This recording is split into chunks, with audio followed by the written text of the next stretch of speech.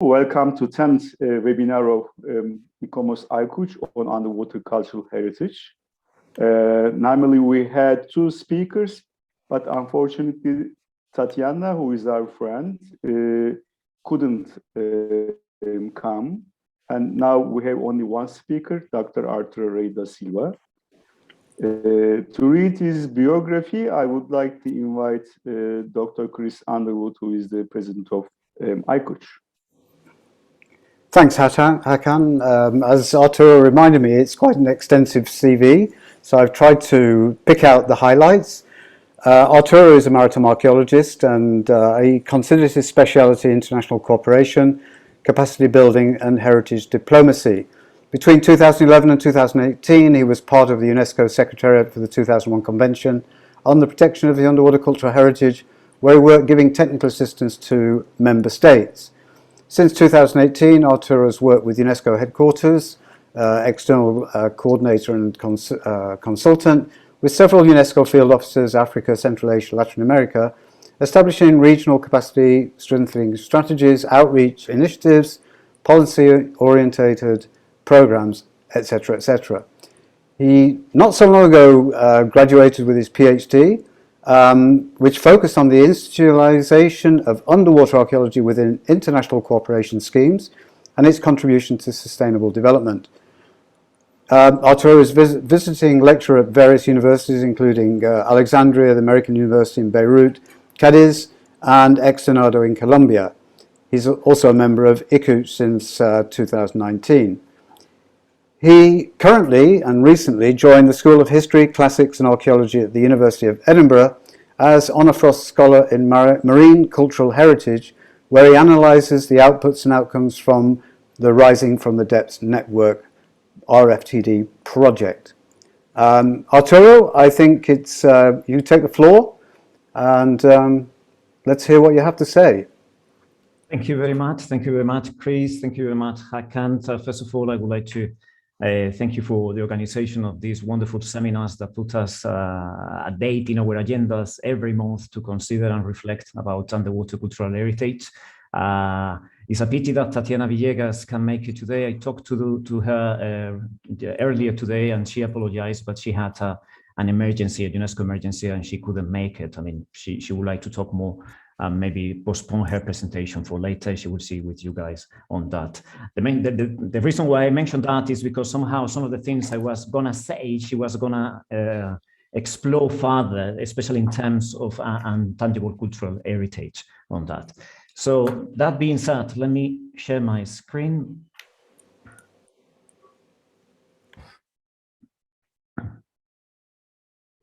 You can all see my screen, yes? Yes. Perfect. So with this presentation and with these webinars that are dedicated to the 20th anniversary of the UNESCO 2001 Convention on the Protection of Underwater Cultural Heritage, I wanted somehow in these 20 years of the convention, bring a reflection to the table. I was planning to do a presentation of 20 minutes, so we could have some time eventually to discuss further, but now we can do it in a more relaxed way. And if there are questions from the floor that needs to be answered on the spot, please feel free, and maybe Hakan or you, Chris, can let me know, and maybe we can convert this into a discussion, because it's definitely a reflection on things that have changed in the panorama of underwater cultural heritage, maritime archaeology, and how this is being translated into policy as well. It's definitely, we are in a moment, the 20th anniversary of the convention, in which we have to reflect on different aspects of the governance of the convention, on the meaning of underwater cultural heritage and the scope and where it gets. Definitely 20 years ago, when it was adopted, the convention, it reflected what was the different threats that underwater cultural heritage was facing in the 90s, 80s, and 70s, and that were being raised already by the international community, and especially the archaeological community, that needed to have response at that time.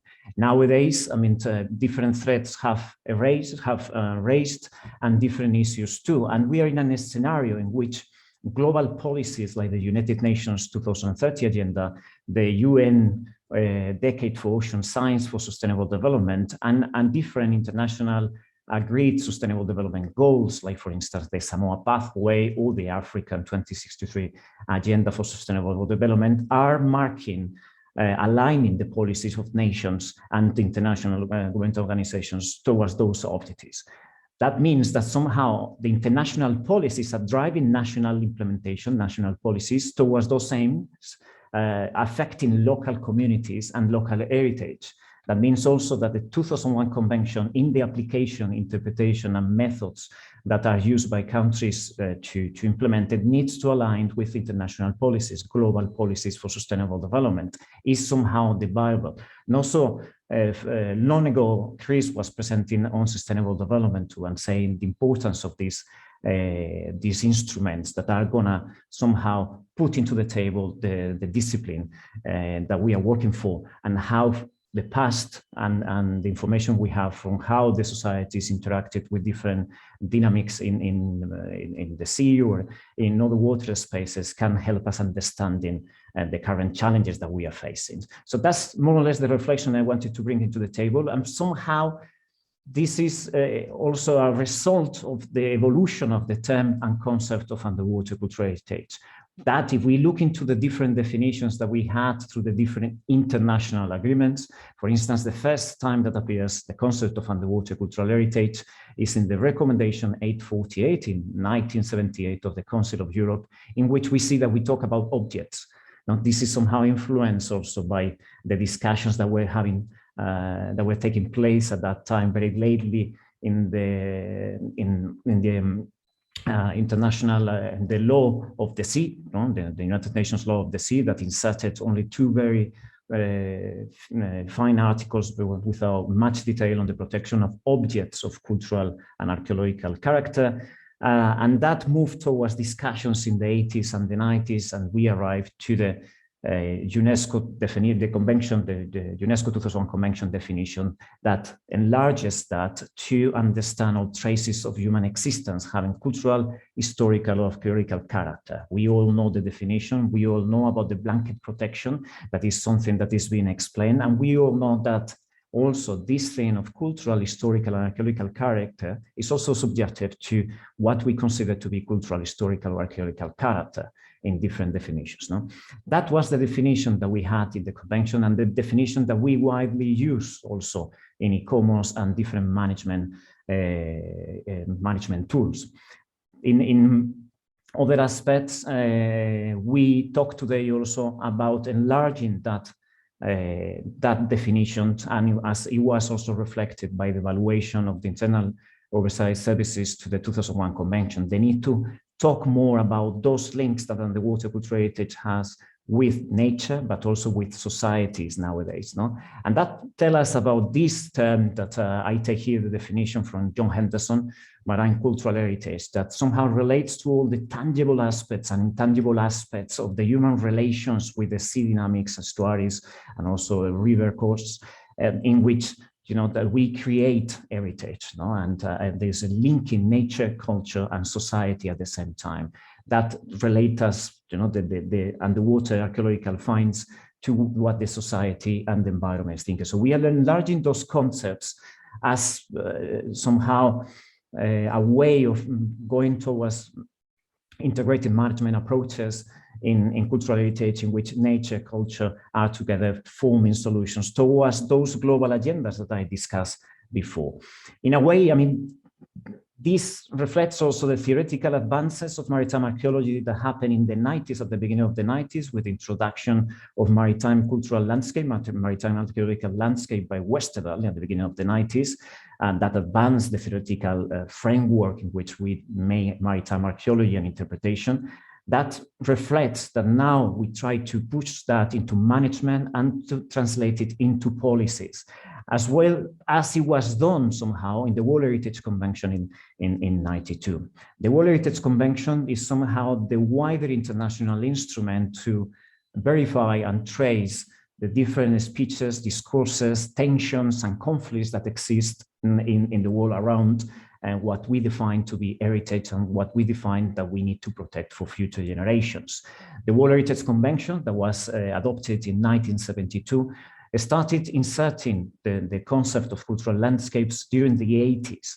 in trying to mix that relation between nature and culture and society, and eventually was approved in '92 in World Heritage, in the World Heritage Committee, the 16th session, acknowledging that cultural landscapes were the combined works of nature and man, and as it was designated in the Article 1 of the Convention. So 20 years after the Convention was adopted. In any case, I mean, far from, you know, in the Convention, far from having the cultural landscape approach being inserted into the operational guidelines, is something that we can see that in the further debates is being inserted, especially when we talk about marine special planning, marine protected areas, or integrated coastal management. In the sphere, on the atmosphere, in the arena of management, is something that countries and experts are calling for, because it's a way also of joining all the interested stakeholders in taking decisions and avoiding conflict towards protecting heritage. But well, here, when I put the title of this conference as Underwater Cultural Heritage Internationalism, I took the term thinking about the seminal paper by Merriman, Cultural Property Internationalism, no? In which he uses this term as the concern expressed by all the international community, but most of the representative countries, government representatives, and other stakeholders on the preservation and enjoyment of what collectively they consider worth passing to the next generations in form of heritage. Obviously, when you decide what to pass to the next generations at international level, you are deciding also not to pass all the type of heritage. So you are trying to reach a consensus of what is this concern and what constitutes heritage. One of the first times that we started having that international concern, that we can see that in the historical record, it was especially with the Napoleon's campaign to Italy and different exploits that did of Italian art that we can see in different papers and different criticism from the time, from the end of the 18th century, beginning of the 19th century. Intellectuals were already criticizing that. There were a joint collective concern for the protection of cultural heritage in Italy through war, you know, in the event of conflict. We see that at the end of the Second World War, as a result of the Second World War, we know that the foundation of UNESCO was especially formed through the calamities and catastrophes that occurred after with the Second World War. And the 54 Convention on the Protection of Cultural Property already expresses very well that ethos, that philosophy that we are going to see in UNESCO in the whole of history. You know, cultural property is the cultural heritage of mankind. Also, I mean, there is a big statement in that convention that tells us that damage to cultural property belonging to any people whatsoever means damage to the cultural property of all mankind. So this big statement is what formed already the international view that we need to protect cultural heritage in a consensual way between all states, member states, and concerned parties at international level. That extended from being a concern from the destruction in the event of war to preservation of heritage in different stages. And even if UNESCO has been criticized from being a westernized organization with conservation of views of conservation and archaeological practice coming specifically from the West, we have seen in the World Heritage Convention how they are trying to advance in the debate through different debates also between the different state parties.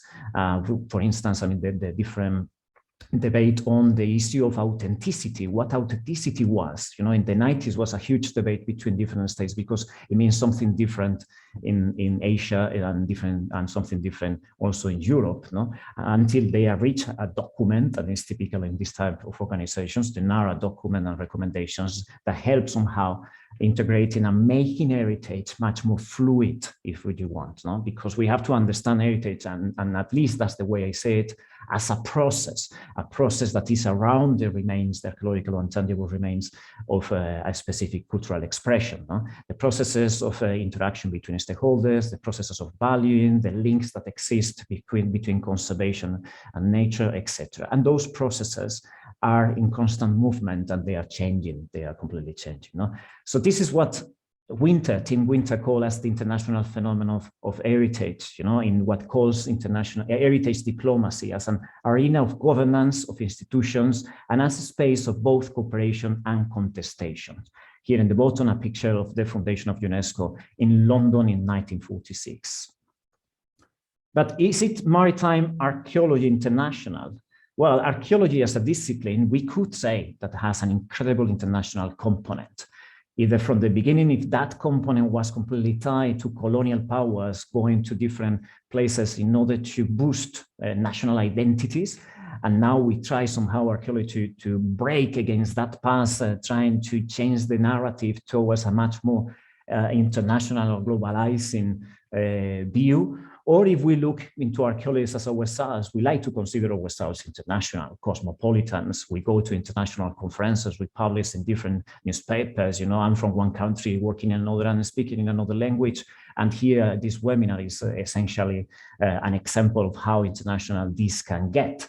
But at the end, if we look into the controversies of that internationality, archaeologists depend and rely on national laws and different practices in order to develop their own work. At the same time, archaeologists, we have our own bias, our own political views, even if we don't realize we put them into the table. And that is seen in the debates in UNESCO among the different governing bodies. You see how experts, for instance, in the scientific and technical advisory body, the technical body of the convention, are mixing different expertise. One of the expertise, and they have to master it, is the representation of the country. And that sometimes may be in conflict with what they think as experts, but they have to master, all those biases. One of the things that we saw at the beginning also in the 50s is that internationalism of cultural heritage. And that is translated also in a recommendation made by UNESCO in 56 regarding international principles applicable to archaeological excavations. In this recommendation already, the archaeologists recognized as an international discipline itself. Although with a national bias, and puts the responsibility into the states for applying the recommendations that is saying. In this recommendation already, excavations in the territorial waters of the states are being recognized. It's the time in which the 50s underwater archaeology is being formed as we know it, with the invention also of the scuba in the 40s, but also when threats and concerns towards its protections started. It's also the period, this decade, in which different pioneers of underwater archaeology, like Nino Lamboglia, George Bass, Unor Frost, etc., called the attention of the world, telling that we needed to have national legislations to protect this. And then in the 60s, soon we will have the first international legislations focus on underwater cultural heritage, on shipwrecks specifically in France and in Australia. But at the same time, they are calling for the need to protect underwater cultural heritage that is found in international waters, because we didn't have that jurisdiction and understanding on how to protect it and how to get there. They were thinking obviously mainly on shipwrecks as the main item, the main archaeological site to be protected. This was one of the main focus of the period, and it's been always a main focus of underwater archaeology, even in the discourses internationally, which has created some problems in some places. We'll come to that. No? But the discipline of maritime archaeology itself, it can be understood as international because of the same nature of the sites themselves and the cooperation that is needed. But I mean, just to mention a sentence that Tyve Motherless said in one of his articles talking about the same subject, especially when the staff was created and when he was president of ICOMOS. One could perhaps rightly argue that maritime culture is always embedded locally. One could argue that teams always have a dominant nationality, and one could argue that in international waters, one always works from a national base and a home port of registration. But it is hardly possible to argue otherwise that maritime archaeology being international archaeology. This internationalism of underwater cultural heritage is already acknowledged later in the first international recommendation done for underwater cultural heritage, and the only one for the time being, the Sofia Charter done by ICOMOS in '96, where ICOMOS ICUCH had a prominent work, because it was the main objective of the foundation of ICUCH, the first drafting of this chapter and that was adopted in Sofia, Bulgaria in '96. In the same introductory text of the recommendation already tell us that the underwater cultural heritage is an underwater resource. It's an international resource. And it has to be dealt like that. It's somehow presenting the difficulty of management that we had at the time and that we still have in order to agree between different countries, in order to use the same type of language when managing discoveries in international waters, for instance. No? This is later translated into the 2001 Convention with many of the articles that we already know. And already in the preamble is telling us of the importance of underwater cultural heritage as an integral part of humanity, an important element of history of peoples, nations. I mean, we see that is the wording that UNESCO uses in different ways in most of the conventions, and also we see it in its constitution, creating this internationalism of heritage itself. We see it later in the different articles, and we see in the articles as well how that international feature of heritage is left for countries to preserve. It's a responsibility of the country. So somehow the philosophy of individuality to protect and to be responsible for international effects and impacts is being presented here. Now, state parties shall preserve underwater cultural heritage for the benefit in conformity with the provision of the convention. And then it talks about the importance of international cooperation and the importance also of the power of the states. So here we see two things that we already are feeling as maybe sometimes complicated in the application of the international of a convention like the 2001 Convention. It's a convention that very technically is pushing the states to protect underwater cultural heritage, giving guidance and rules on the best standards to have activities directed to underwater cultural heritage. At the same time, there have to be the nation, the member states with sovereignty, the ones that have to implement the convention in the best possible way, but depending on the capacities, the resources, the priorities, or what they understand as heritage as a priority in the same country, they will do it in one way or the other. And as we know, there is not any evaluation and reporting mechanism in the 2000 Convention yet that tell us, you know, how countries are moving towards achieving the goals that they committed to in an international convention. This also takes us to think, you know, I mean, you have local narratives, different local views, different ways of dealing with maritime and underwater cultural heritage in different countries, and different uses and benefits that can help local communities to build up sustainable development that are not so taken into consideration by the national authorities and presented to UNESCO. So we have different levels that we can see in the different activities that UNESCO is doing and is trying to change. Another thing that the 2001 Convention has as an important international, truly international action is the cooperation mechanism for discoveries and actions done in the exclusive economic zone, or the continental shelf, or in the area, using the terminology approved by the law of the sea that, you know, is taken also by the convention. One example of this, and the only one for the time being, is the notification by Italy of underwater cultural heritage being found in the Scherchi banks. Then the responsibility, many states after the notification shown interest, and then there is a state that was selected to be the coordinating state for taking the actions, always in consultation. So there is a need through this, and we see it in the convention, to give back and the decision and the action to a state, to a nation itself, always in consultation with the other states. In the picture, we have one of the first coordination meetings for these Scherchi banks in 2019, and I think in the meeting of the state parties of the convention this year, the scientific technical advisory body meeting, they approve a mission, a joint mission between the different states. France was providing the logistics to the site itself.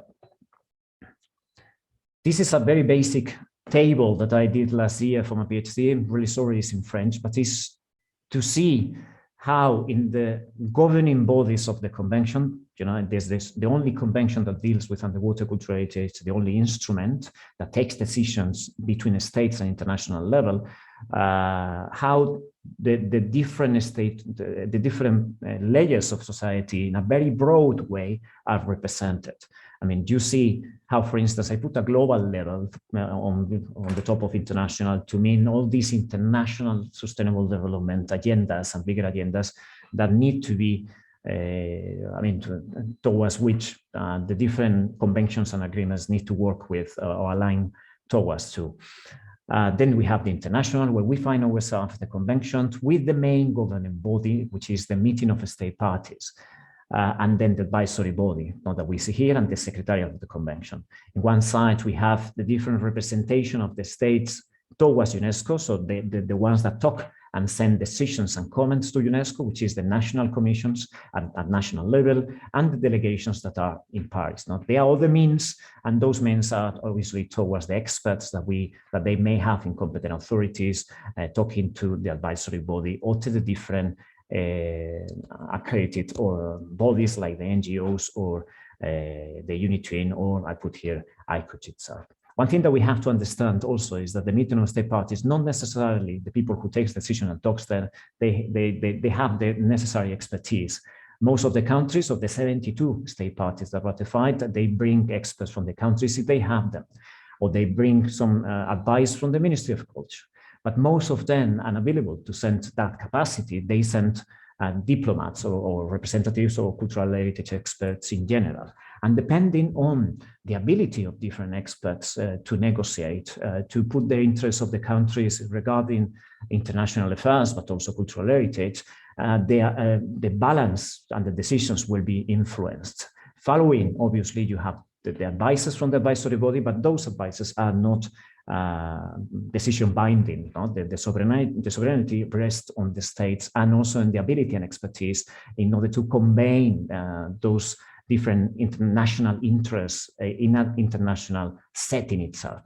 One thing that strikes us all, I mean, you see in green those bodies where we may have some archaeological expertise, some maritime archaeological expertise. We see that sometimes those that are much more in advisory capacity, where we have the expertise, are the ones who have relations to the local realities, where the experts work, the community of expertise, with the communities of users.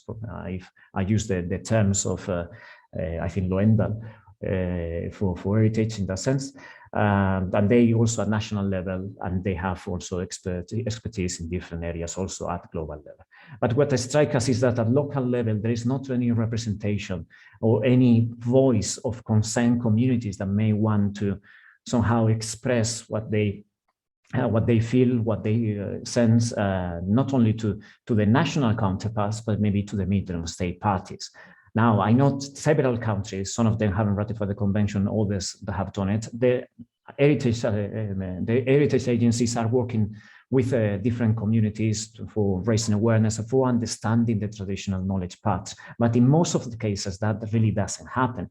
And it's something that was also raised in other conventions, like in the World Heritage Convention. And in the year 2000, the World Heritage Convention tried to create a body, and a kind of committee of local and indigenous communities that work also with the committee.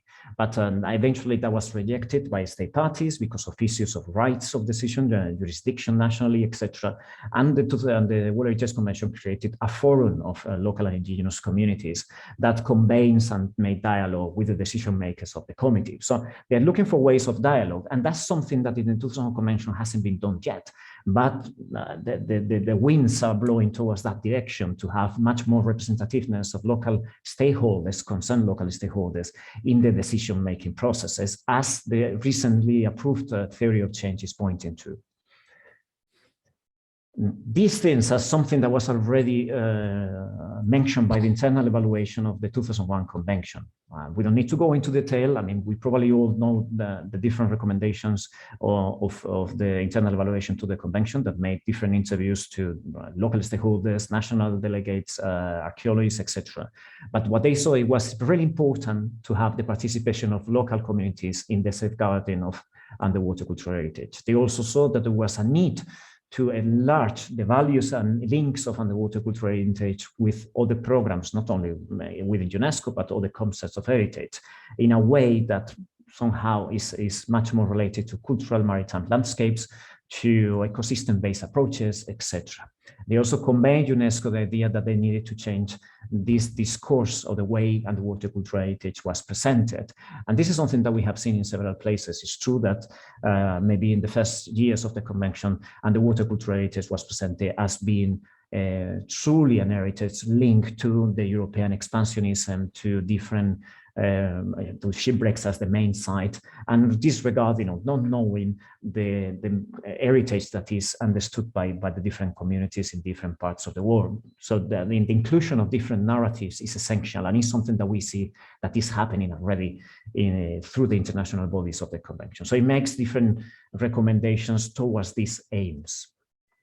And it's something that we see also in the different capacity, in the different initiatives, assistance offered by UNESCO, the different capacity building initiatives. They started being programs that were teaching specifically the introduction to the core elements of understanding underwater sites, underwater archaeological sites, how to record them, how to physically protect them, the in situ preservation. And now those capacity building programs, to which many ICOMOS members are contributing, is moving towards adding also the issues of management, towards marine heritage also, climate change, sustainable development, and policy making as elements that are needed also in the governance of heritage by different experts.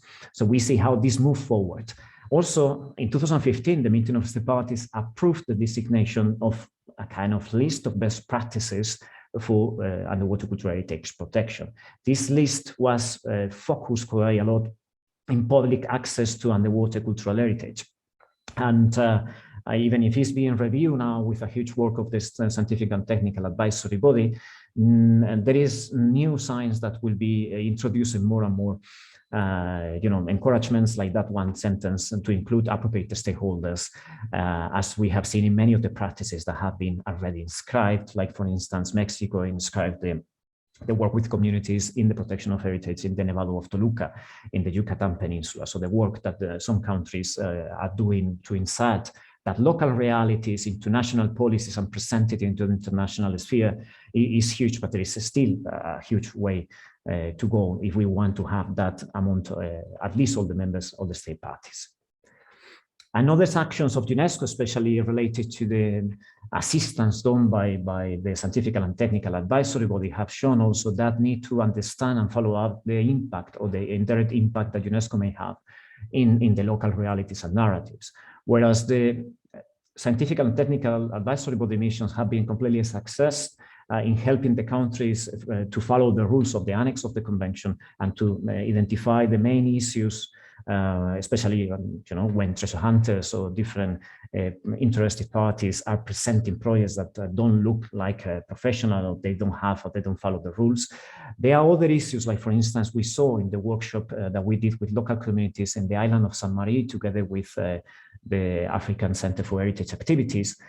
We saw that due to the big press and visibility given to UNESCO actions, also to the actions of a previous treasure hunter in the island, and the actions of the decided by the government, the national government in Madagascar, for instance, the local community were somehow feeling isolated and not in appropriation of their own heritage. They were feeling, and they were putting in the same box, UNESCO, treasure hunters, and the national government, that were coming here without involving the community and taking the heritage or the news after, that they were thinking, that the heritage was taken because there was an explanation. And whereas UNESCO did a big effort in order to communicate these things, is obviously through campaigns and education at a local level, where and national stakeholders with international cooperation can help on this. Somehow this made that in San Maria Island, the traditional ways of working and protecting heritage, there was a traditional way of not fishing or not making activities in places where they were faddy, not kind of places, taboo places with sacred spirits from the ancestors, places where accidents in the sea happened. So there's some way, these dynamics made that some people in the community attempted to break this traditional knowledge that they had. No? But we see that this is completely changing with the new UNESCO missions that we are seeing and the involvement of major communities. And one is the example of the UNESCO mission to Guatemala, in which the first phase took place in 2019, I believe. All the reports and everything is available on the UNESCO website. And you can see how the first mission was specifically to involve the local communities around Lake Atitlan in order to agree on the actions to be taken all together. Now, I mean, I think I only have 5 minutes, and I want you also to mention how solutions are coming also from the field, from the field of research. We never have to disregard. We need to link, and it's something that maybe at international level and bureaucratic level and decision-making level has been difficult to join the results from the scientific research towards the making of policies, and recommendations at that time. It's specifically what we are doing in in Rising from the Depths. I recently joined the University of Edinburgh, but specifically within a project called Rising from the Depths, which is a project that using challenge-led research in marine cultural heritage tries to see how this heritage it can be productive for local communities in different areas of Eastern Africa, like Kenya, Tanzania, Mozambique, or Madagascar. No? There are 27 projects being financed by this network that at the same time is financed by UK Global Challenges Research Fund. And among all these projects that are entering now the later phase, the last phase in which they are constructing their own outcomes, and we are seeing already those results, we see how many different results can form policies that could help integrating the community's views, narratives, and uses of heritage in the national policies that are responding to the international way of seeing heritage. Most of the countries here, even if they haven't ratified the 2001 convention, they are applying the annex, so they are trying to continue the work done in maritime archaeology, especially Kenya, we see is one of the countries more advanced. Madagascar has ratified the 2001 convention and is doing things related to that. One of the projects in Madagascar is right in St. Maria Island that I talked before, and is by some of the students of capacity buildings of UNESCO that is continuing working with communities for that. So some of the results from these projects, very basically, that we are looking at, as I said, we are analyzing the outcomes and on an ongoing process in order to present policies and recommendations to states. We see that many of the projects are empowering communities and vulnerable groups in heritage research and protection for social and ecological and economic benefits. Some of the projects like Match to Discover Mida Creek in Kenya by Cesar Vita, also an ICOMOS colleague from us, is working also with different vulnerable groups and of women and youth specifically to understand, map, and the marine cultural heritage in the area and use it for their own benefit in the for sustainable uses, and improve economic viability of these areas. Other, for instance, like Protecting the Past, Preserving the Future by Dario Daviti, has identified how in a big project like the Lamu port, Lamu is a World Heritage Site in the northern Kenya, that they are building a huge port and being linked to a path corridor that links several countries in Eastern Africa to have access to the Indian Ocean and to the wider network of trade, maritime trade. They identify how, even if there were some measures considered for the local communities, marine cultural heritage, more in the terms of intangible heritage values, has been widely affected because there wasn't an existence, a protocol for involvement, participation, and consultation, something that is being now drafted and proposed. All the projects are resulting in the integration of community protocols and traditional regulations into national policies. Some of them, for instance, also in Kenya, are looking for the creation of a protocol in the Kilifi County, for instance, for the community, the local communities to have in order to negotiate with external actors, like, for instance, offshore industries, big fisheries, and to integrate in those protocols the national policies together with the traditional knowledge and practices. That also is seen in Tanzania and also seen in Madagascar, where the DINA, which is the traditional regulations they have, is creating some heritage protection zones through the beliefs and ways of traditional activities of the community, linking that to the different national legislation. So there are different paths in which we can see the inclusion of local knowledges and local voices into the big governance of underwater cultural heritage, or if not marine cultural heritage as a whole. Others are using this traditional knowledge and arts and performing arts and way to communicate, give outreach, and give information in order to build up different strategies for climate change mitigation, for resilience, and more sustainable uses of the environment. I think my time is up, so I'm going to finish with these recommendations of how, we are working towards the integration of the local within the global debates, but there is debates, but we have to definitely work much more, all of us, and include, obviously, the local voices of that. There is already, through the theory of change and the creation of results framework for the 2001 Convention, the idea to consider by the state parties of creating a reporting mechanism in which all these things can be tackled, how states in the implementation of international instruments, the 2001 Convention, are involving stakeholders somehow. So this is something that will be developed in the next 2 years or so.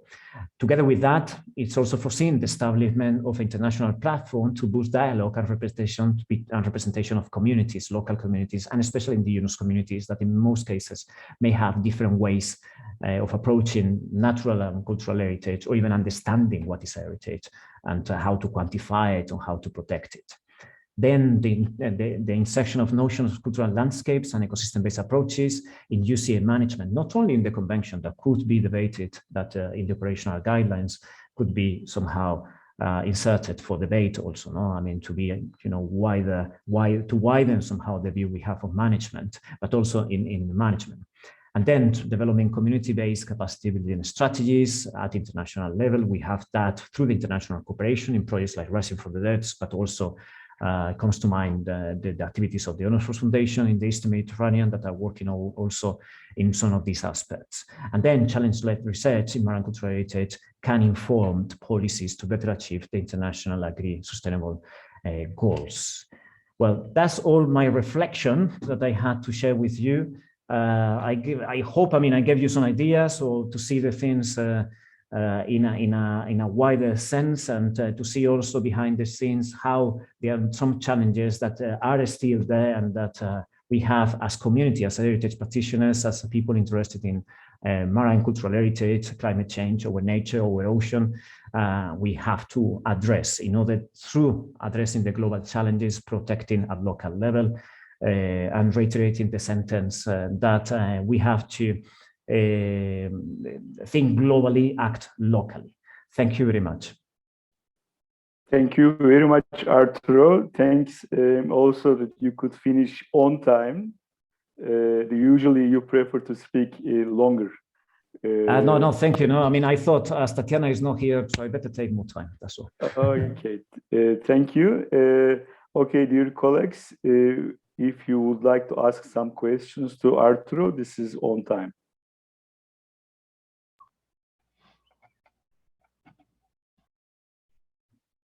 I think Athena has raised her hand. Yes, Athena, we are listening to you. It's actually not Athena. I'm afraid of hijack. Very nice voice, Athena. And you have two cameras. Where am I looking? I'm looking over there. Sorry. I'm really curious about the work you're doing with Edinburgh down in Africa, and with all of the long-term widespread projects that you have going on. I'm curious if there's going to be any sort of follow-up on the results of those projects. So say 5 years after the project is finished, or 7 years after, is there going to be an effort to go back and to see if there's any sort of continuation of the efforts and the results that you created? That's a very good question. And it's one of the things I said also as one of the challenges that we have at the international level is to have that evaluation and follow-up of policies. Eventually, yes, that's one of the things that we intended. Right now, we are looking into the outcomes that are coming. Obviously, we know the outcomes that were intended, because of the applications. Obviously, most of the projects suffer from the COVID lockdown because many of the projects were half UK, half local partners, and many of the others were local partners only. So they were the people that are doing exactly what they thought it was best for their own heritage in that sense. So they are coming and they are looking, we are looking into that. The idea, as we are working, is to strengthen the network that has been created.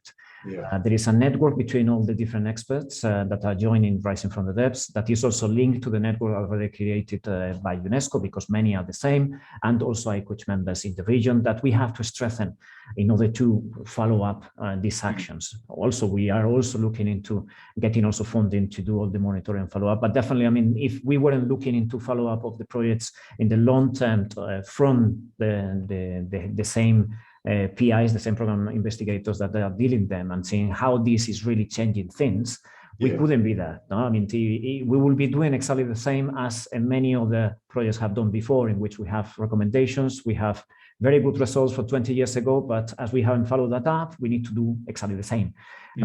So yeah, definitely. The idea is also to liaise with UNESCO in country, but also national commissions in order to do continue monitoring on how they are using the capacities, even if not at national level, also through institutions, through universities, or through municipalities and the NGOs. Some of the projects have created different NGOs at local level, done by women's group, youth, fishing people. So these organizations are the ones that we want to see continuing, because it's platforms for exchange and platforms that will be also addressing the issues that they may be having in the heritage governance. Okay, thank you. Thank you. Now, one question. Arturo, really wonderful. Yes. A lot to think about in that presentation, and a lot of similarities between things I think we're encountering from the NOAA side in the Pacific. I'm curious about the definition of UCH in your opinion. In the presentation, you kind of position it on somewhat of a continuum between, you know, the earlier properties definition of UCH and the later, you know, Henderson 2019 explicit recognition of intangible cultural heritage. But the definition itself, as we have it, you know, do you feel on that continuum it's more towards the properties, or there's flexibility in all traces of cultural resources, perhaps even being, you know, the location of a specific cultural activity without an actual property? Where does our current UCH definition fall between those two? Yeah, no, thank you. Maybe, I mean, I didn't put it clear. Definitely, I mean, I think obviously that the water cultural heritage definition we have in the convention today, it came directly from the archaeological physical remains to be protected. But I think the definition is wide enough in order to interpret also all the type of links. In a previous version of the definition, there was a previous version of the definition that included the values of local and indigenous communities too. That was rejected from the final versions because different issues also of, you know, how can we subjectively, you know, measure those values itself. The convention itself talks about the importance of protecting the archaeological and natural context of the site themselves. So it's somehow, I mean, it may be a bit tricky, but looking at it, I mean, it really gives the space to talk about marine cultural heritage, natural heritage in the wider sense, looking always from the point of view of the physicality of the heritage. It happens with the 72 convention. I mean, they never changed the definition they had for cultural heritage, and it came from the 72. They were looking at cultural property. They talk about monuments. So it's the 72 convention is the quintessential definition of what we understood as a Western cultural heritage property in the 60s and 70s, and even farther beyond from Western countries.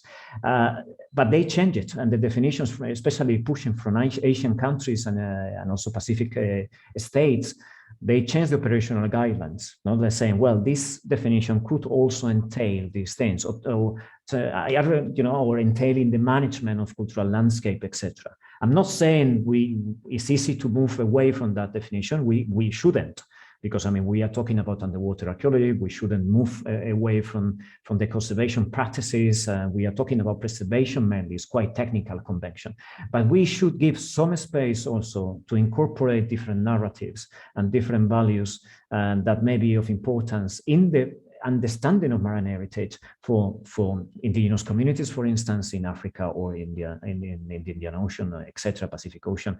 And I think the convention may have some space for that to be interpreted in the operational guidelines, but mainly when giving recommendations for the management of those sites. And I think maybe in the rules of the annex of the convention, that could be much more explained in a wider sense. You know, when we practice different activities directed to underwater cultural heritage, we have to take this into consideration. Maybe there is a way in which, in the explanation of the rules of the annex, we can widen the concept. It's already widened the concept in the different training programs, in the manual that we have for the foundational courses. I mean, the importance of communities is already there.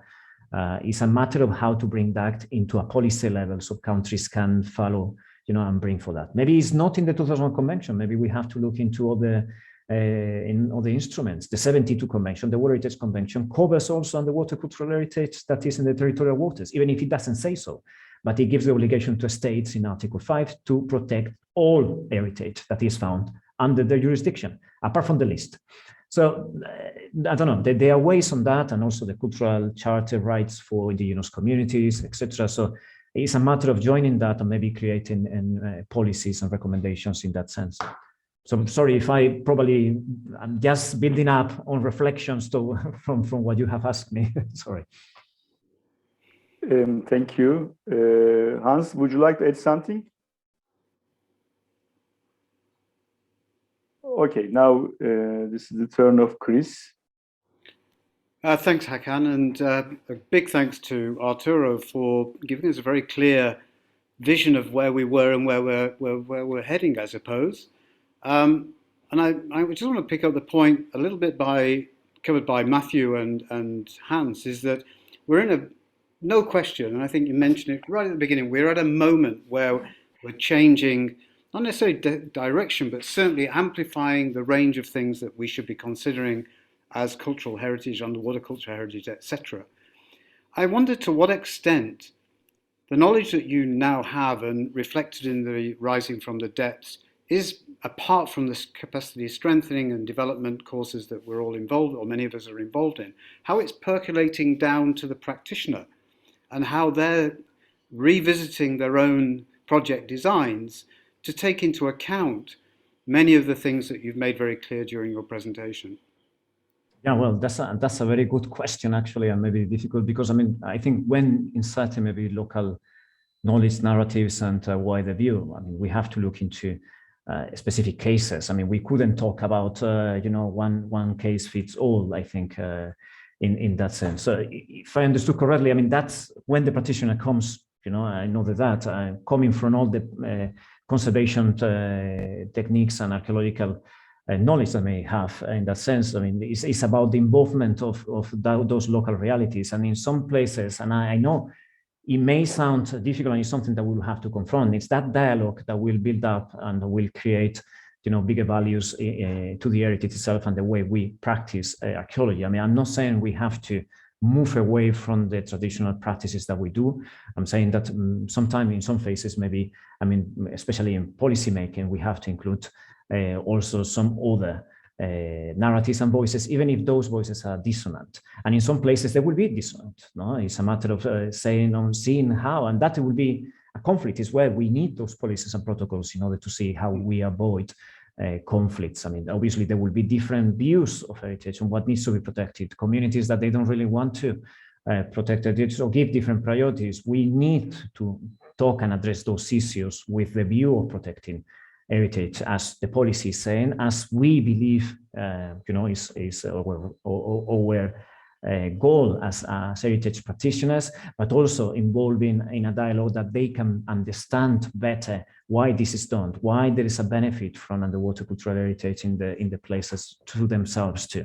In some places that will mean maybe bringing them towards the dialogue of sustainable development, bringing out from isolation some communities. I mean, it's a difficult subject that definitely we need to address, but definitely what I was saying mainly is also that they need to somehow have a voice if they want in all these issues, because there are policies that affect them. At the level of practitioners, is more involvement and working with communities. There are now different debates also on indigenous maritime archaeology.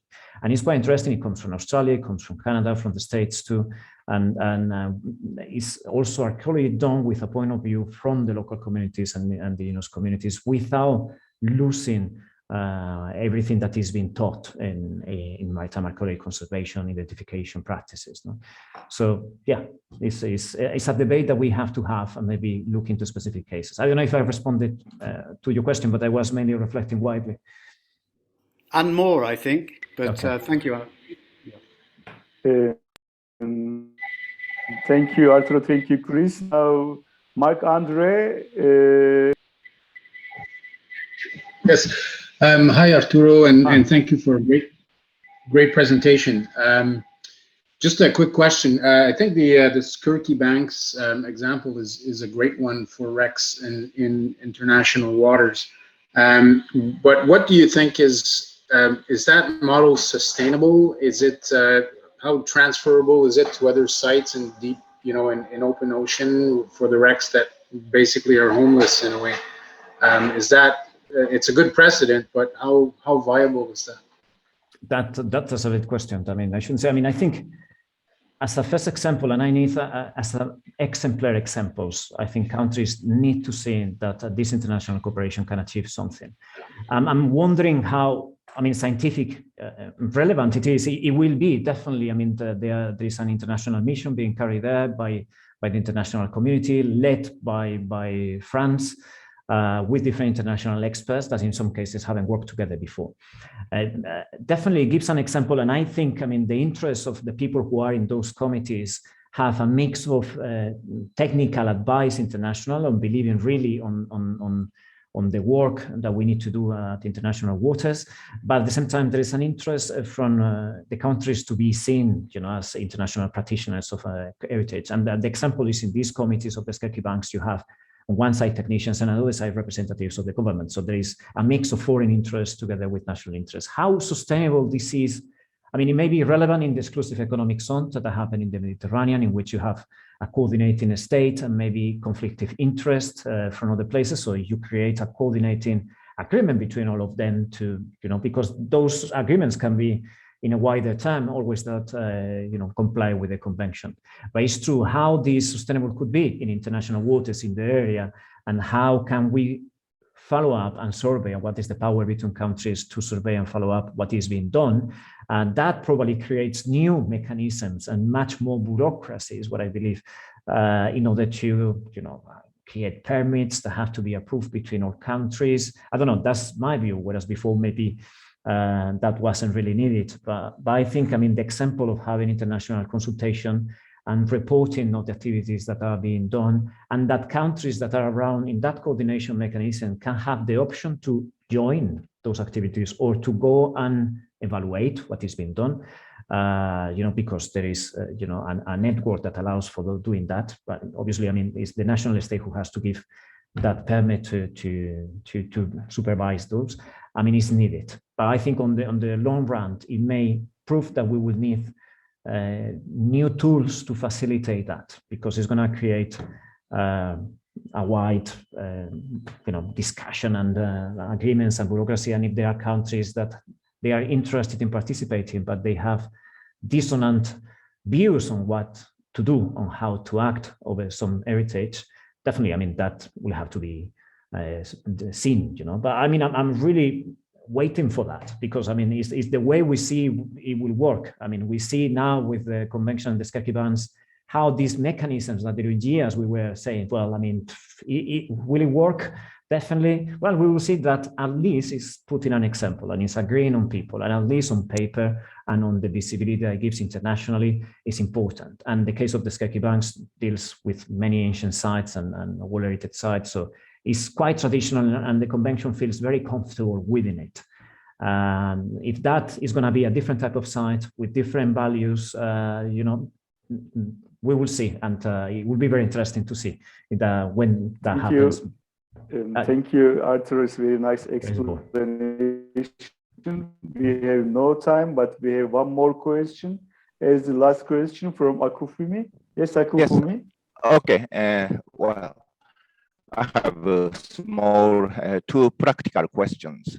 And Arturo, you presented the framework around international cooperation and cultural heritage management, including UNESCO, of course, ICOMOS and state parties and local community. It's fine. But on the other hand, 20 years has passed since we had 2000 convention, but in East Asia and Southeast Asia, only one country has ratified. Only Cambodia has ratified. As far as I think, situation is not getting better. I would like to know your view about this Asian situation, in particular East Asia and Southeast Asia. And the second question, your idea, marine cultural heritage, it's fine, and you know it. I'm also working community-based management of such underwater cultural heritage, such as stone tidal wares. But practically, it's not easy for me to look for money, research fund, because these underwater cultural heritage is not shipwreck. If I say shipwreck, could get money from TV companies and newspapers, and of course, central government, national government. But if I'm doing underwater cultural heritage around intertidal zones, it's not so easy to, and not many people are interested in.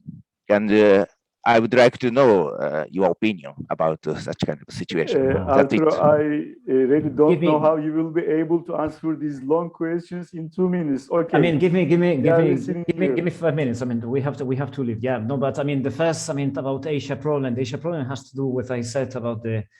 I believe it has to do a lot with the discourse of UNESCO and how the water archaeology internationally has focused so much on treasure hunting, on shipwrecks, etc., without looking into all the concepts of authenticity and the ways and heritage is being understood. And I think, I mean, terms like marine cultural heritage or others can be applied also in this sense. Also, I mean, the relation and the way UNESCO has been dealing with the subject, maybe in our ASEAN countries, hasn't been probably the most adequate in the sense, always coming with a different view instead of reading. I mean, there are many colleagues there that they have their own ideas on how this can improve, and definitely the 2001 Convention has a lot to do. Now, even we have next week a national consultation in Mongolia dealing with landlocked countries that are interested. So the interest is there. It's a matter of explaining better and understanding what they want. So that's one question. The other question, very briefly, marine cultural heritage. Yeah, I understand that the structures, the management structures that we have in countries are separating the links between different heritage. We see how we have natural heritage in one organization, and then we have land archaeology in other, intangible, and maybe underwater is understood another. Then shipwrecks, if governments are prioritizing shipwrecks, especially because of recent history, maybe like Japan with the World War II, or other types of history, like in Spain with shipwrecks related to the expansionism period. That prioritization has to do also with national narratives and the way they are looking into underwater cultural heritage. It's a matter also of trying to present the beneficial links that has the marine cultural heritage and work towards that. For instance, I mean, the project Rising from the Dead received funding because of that, because presenting underwater cultural heritage as a part of a wider vision and links in that maritime cultural landscape view. And talking also about challenges and about global issues, how this is going to help achieving the goals that the different governments are contributing to. So it's the different mechanisms and seeing where these are. But I completely agree that the way we are speaking international and the way conventions are being presented have created that national legislations are being separated or not being regarded together. Or in synergies. And this is something that countries and archaeologists and practitioners are asking international organizations to do. I'm not talking only about UNESCO, I'm talking also about ICOMOS, ICROM, etc. It's something that we archaeologists know, but I mean, the policy making that don't have separate structures. And this is something that we have to aim also to start changing. Thank you very much, Arturo. Now we are here at the end of the 10th webinar of ICOMOS ICUCH, and I would like to give the floor for a very short closing speech to Chris. Well, thank you, Hakan, and a big thank you to Arturo. I think you've stirred the pot a little bit today. Got some very interesting questions which are broad-reaching, broad-scoping, and given, I think, most of us a lot of things to think about. And obviously, around the table of ICUCH, we are in the process of discussing many of these things. So once again, many thanks, Arturo. Many thanks, Hakan, for organising this. And we look forward to seeing everybody at webinar 11 in a month's time.